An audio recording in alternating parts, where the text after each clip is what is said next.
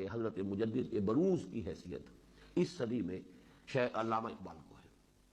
ان کے بارے میں بھی یہ بات بعد میں مجھے معلوم ہوئی۔ ان کا بھی مسئلہ یہی ہے کہ ابتدا میں انہوں نے اس وحدت الوجود کی اور اس شاعری کی بڑی شدید مذمت کی ہے، حافظ کو خاص طور پر جو ہے بہت ہی مطعون کیا ہے، لیکن یہ کہ آخری دور کے ان کے اشعار پڑھیں گے تو وہ بات جو میں نے کہا ہے کہ شاید ابن عربی کا وہ شعر جو ہے وہ الحاقی ہو، اس کے آس پاس کا شعر اقبال کے ہاں موجود ہے۔ فاشتر خواہی دیکھو ہو عبدہ، صحافی چاہتے ہو کہ بتا دوں تمہیں، کہہ دو کہ وہ خود ہی اپنا بندہ ہے، ہو عبدہ۔ اب بتائیے کیا کریں؟ تو یہ مسئلہ وحدت الوجود کے کچھ نتائج ہے، لیکن یہ کہ بہرحال جیسا کہ میں نے عرض کیا تھا کہ یہ جو وادی ہے یہ بڑی خطرناک وادی ہے، اس کو ہضم کرنا بہت مشکل ہے۔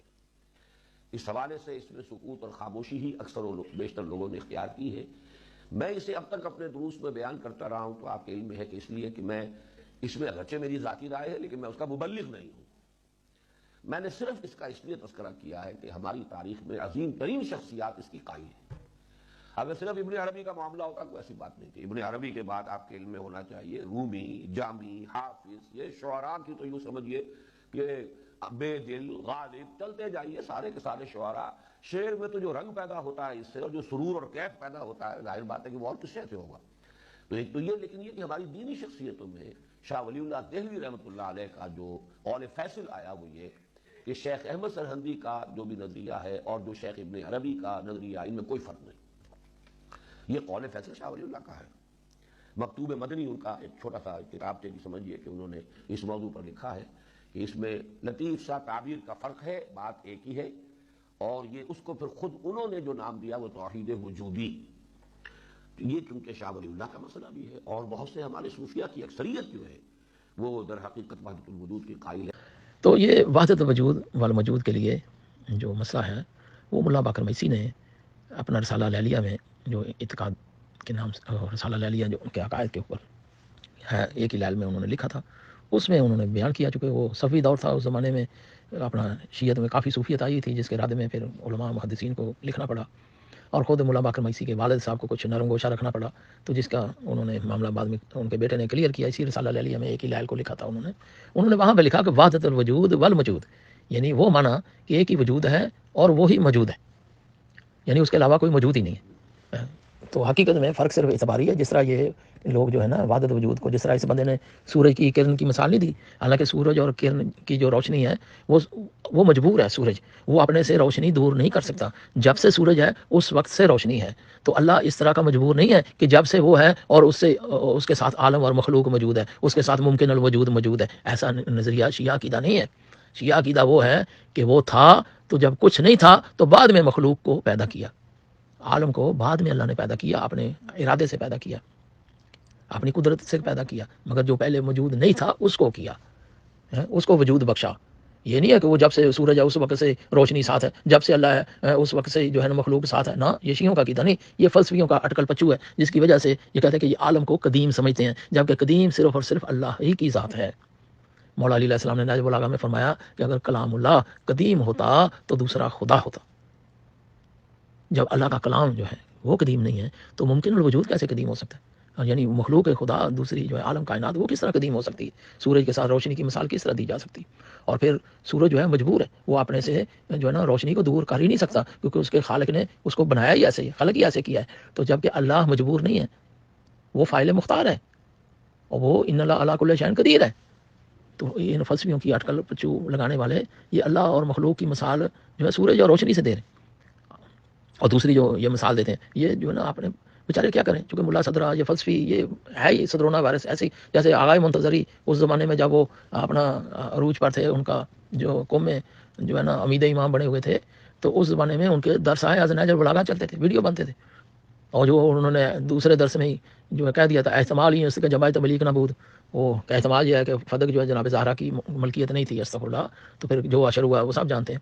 تو خیر اس درس آیا از نہج البلاغہ کا جو پہلی جلد تہران میں چھپی اردو میں پیج 200 کا، میں نے اس زمانے میں تحفہ صوفیہ میں حوالہ دیا ہوا، انہوں نے بھی یہ دیا تھا، یہ مثالیں دی تھی فلسفیوں کی، ان کی ملا صدرہ کی، کہ یہ کہتے ہیں کہ اللہ کا فیض کبھی بھی منقطع نہیں ہوا، کہ وہ ہو اور فیض منقطع نہیں ہو سکتا، جب سے ہے وہ اس وقت سے اس کا فیض جاری ہے۔ یا سورج اور روشنی کی مثال، دوسری یہ مثال دیتے ہیں کہ جب انسان آئینے کے سامنے آتا ہے تو فوراً عکس آ جاتا ہے. کتنا وقت لگتا ہے؟ یوں ہی آئینے کے سامنے آیا ساتھ ہی عکس آ گیا. تو اسی طرح یہ کائنات جو ہے اللہ کا پرتو ہے، اندازہ لاؤ. تو یہ عکس ہے.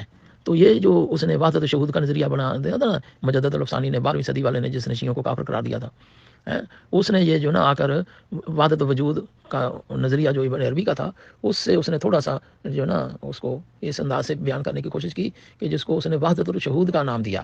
اور پھر بعد میں جب آیا نا یہ شاہ ولی اللہ مدد دہلوی، اس نے رسالہ دے کے دونوں کو اکٹھا کر دیا کہ تو فرق صرف الفاظی فرق ہے، بات دونوں کی ایک ہی ہے، اندازہ لگاؤ.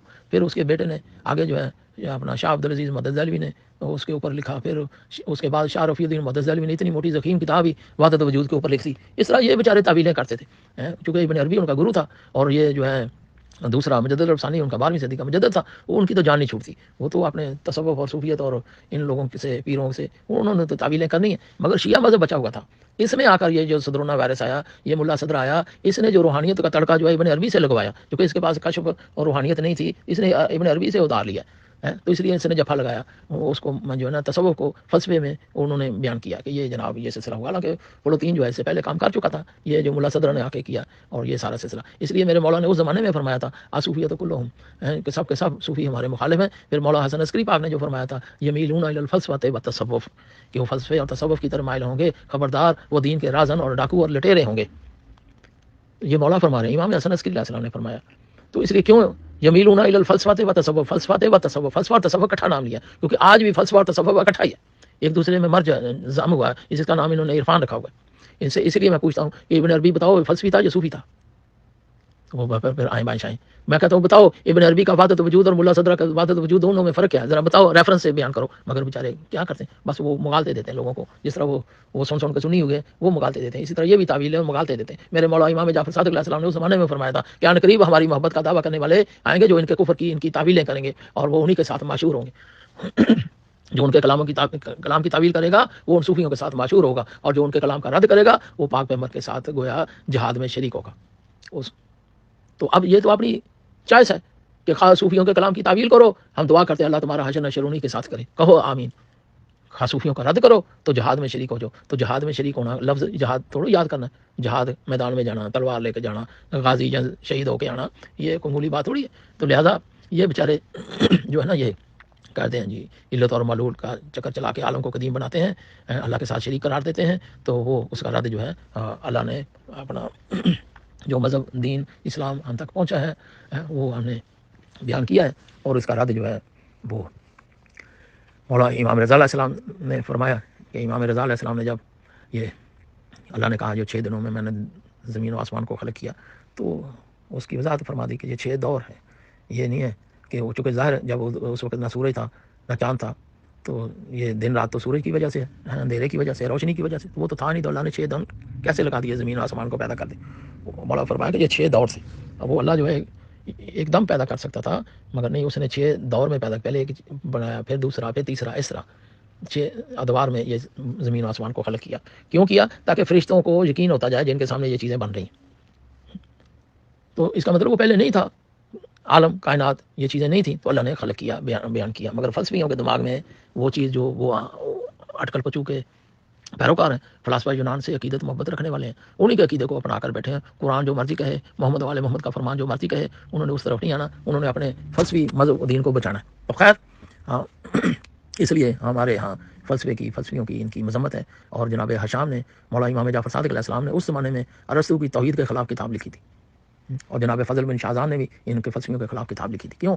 مستقل کتابیں لکھی ہوئی، کیونکہ انہوں نے ائمہ سے جو فیض لیا ہے، مولا سے جو فیض لیا، اس لیے تو انہوں نے رد کیا. خود مولا نے ان ائمہ نے کبھی بھی تصوف کی، فلسفے کی ترویج اور حمایت کی جو ہے نا کوئی بات نہیں کی. کوئی ایک حدیث لے کر آئیں کہ جس میں مولا نے فرمایا ہو کہ شیعو یہ روحانیت جو ہے نا یہ اپناؤ اور یہ صوفیوں کے در پر جاؤ، پھر نجات پاؤ، یہی عرفان اور معرفت ہے. استغفر اللہ، کہیں ہے نہیں، بلکہ اس کی مذمت میں حدیثیں موجود ہیں.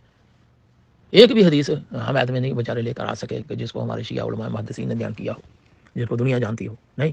خیر، تو وحدت وجود کی بات ہو رہی تھی. تو جس طرح اس نے جو ہے نا مثال دی ہے نا سورج کے ساتھ، اسی طرح وحدت وجود کو بیان کرتے ہوئے وحدت وجود کے یہ لوگ حامی جو ہیں وہ مثالیں دیتے ہیں. کیسے کہ وجود ایک ہے، فرق صرف اعتباری ہے.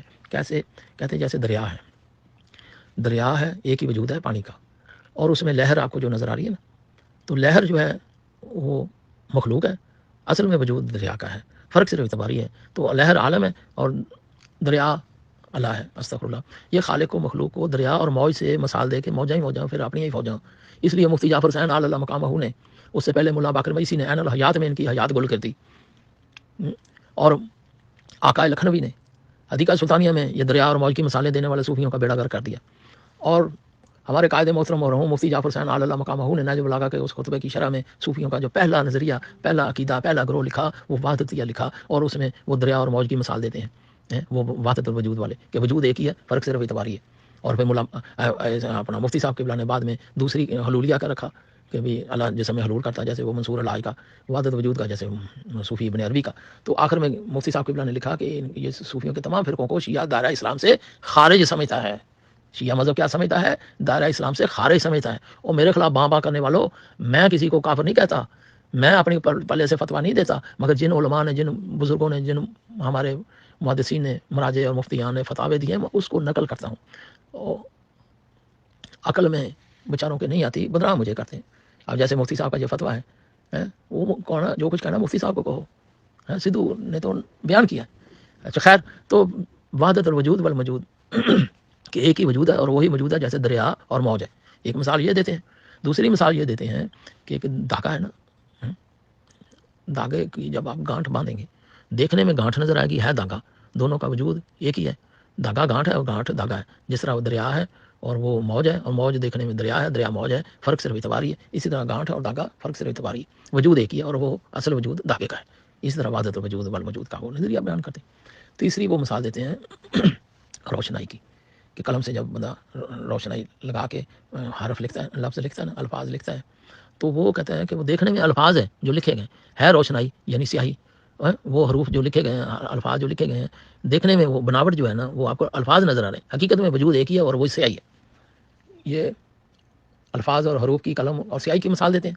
چوتھی مثال دیتے ہیں یہ کہ برتن ہے مٹی کا، کوزہ، تو دیکھنے میں وہ آپ کو مٹی کا برتن، اس کی شیپ، اس کی شکل صورت نظر آ رہی ہے، حقیقت میں وہ ہے وہ مٹی، مٹی ہی کے وجود سے وہ اس کی شکل بنی ہے. تو فرق صرف اعتباری ہے، حقیقت میں وجود ایک ہی ہے، وہ مٹی ہے جس سے وہ اس کی شکل بنائی گئی ہے، جس سے وہ برتن بنایا ہے، پیالہ بنایا ہے، ہانڈی بنی ہے، کوئی چیز بنائی گئی ہے، تو وہ ہے مٹی، تو ہے وہ کوزہ جو بنا ہے، تو وہ مٹی سے بنا. تو وحدت الوجود والموجود، ایک ہی وجود ہے اور وہ مٹی ہے، اور اسی کا آگے آپ دیکھ رہے ہیں فرق صرف اعتباری ہے. جو آپ کو ظاہر دیکھنے میں برتن نظر آ رہا ہے، حقیقت میں اس کا وجود ایک. تو اس طرح یہ چار مثالیں دے کر یہ جناب اپنا نظریہ وحدت وجود کا پیش کرتے ہیں، جو کہ باطل ہے، کیونکہ اللہ کے ساتھ کسی کی مثال نہیں دی جاتی اس طرح کہ اس کا وجود ہے اور پھر وہ ہے. کیونکہ جیسے اگر پانی، یہ دھاگا، اور یہ اس کا جز ہے، گانٹھ بھی اسی دھاگے کا جز ہے، کوزہ جو ہے اس مٹی کا جز ہے. اچھا وہ پانی جو ہے سیاہی، روشنائی، وہ حروف اس کا نہیں، اس کے وہ جز ہے، سیاہی روشنائی جو ہے اس کے بغیر اس کا وجود ہی نہیں، اس کے ساتھ ہے. اچھا پھر یہ جو پانی کی مثال دیتے ہیں دریا کی، وہ پانی کا فارمولہ H2O ہے، آکسیجن کے ایک ایٹم اور ہائیڈروجن کے 2 ایٹم ہوں تو پھر پانی بنتا ہے. تو وہ جز ایک ہے، فارمولہ ایک ہے. تو موج والا پانی اور دریا والا پانی دونوں کا فارمولہ ایک ہے، یعنی وہ موج دریا کی جز ہے، جبکہ کائنات اللہ کا جز نہیں ہے، عالم اللہ کا جز نہیں ہے. وہ لیسا کا مثل شے ہے، وہ اس کا وجود جو ہے وہ واجب الوجود ہے، وہ جسم و جسمانیت سے منزہ اور مبرہ ہے. لہذا ان کو کون سمجھائے، ان کی عقل میں کیسے وہ بات ہے؟ یہ تو ارسطو افلاطون کے یونانیوں کے پیروکار ہیں. تو اس لیے یہ جو وحدت وجود والموجود کا یہ جو ڈاکٹر صاحب نے شور مچایا ہے، بیچاروں کو سمجھ خود نہیں آیا ہے. ان کو ہمت ہونی چاہیے، پی ایچ ڈی کر رہے ہیں، سندے لے رہے ہیں، وہ کر رہے ہیں، وہ بھی 20 سال سے فلسفہ پڑھایا آیت اللہ العظمہ آغا مرزا مہدی عثمانی نے، اور پھر امام زمانہ کے السلام علیکم یا مولانا صاحب، پھر امام زمانہ کے فرمان کے بعد انہوں نے ان کی زیارت کے بعد جو ہے نا اس کے رد میں کتاب لکھی ابواب الہدیٰ. اب اس کا فارسی ترجمہ ہے، اور ہمت کرو اس کا جو ہے اس کا جواب لکھو اور اس کا ترجمہ کرو، قوم کو دکھلاؤ کہ یہ 20 سال بندہ فلسفہ پڑھاتا رہا ہے، نہ صرف پڑھایا ہے 20 سال.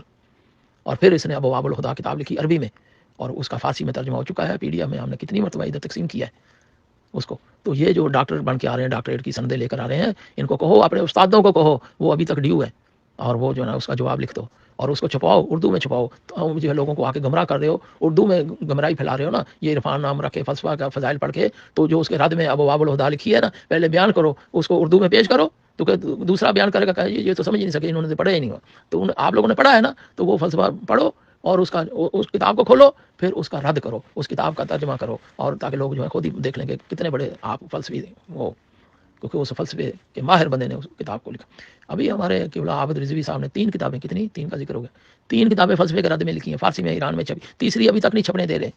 کیوں بھئی؟ اگر آپ لوگ سمجھتے ہو کہ ہم حق پر ہیں تو اتنی تو جرت اخلاقی پیدا کرو نا کہ کالم حوضے میں بیٹھا ہوا ہے، وہ ہمت کر رہا ہے، اس نے محنت کی ہے، فلسفہ پڑھایا ہے، اب اس نے اس کے رد میں ایک کتاب لکھی ہے، اس چھپنے کیوں نہیں دیتے؟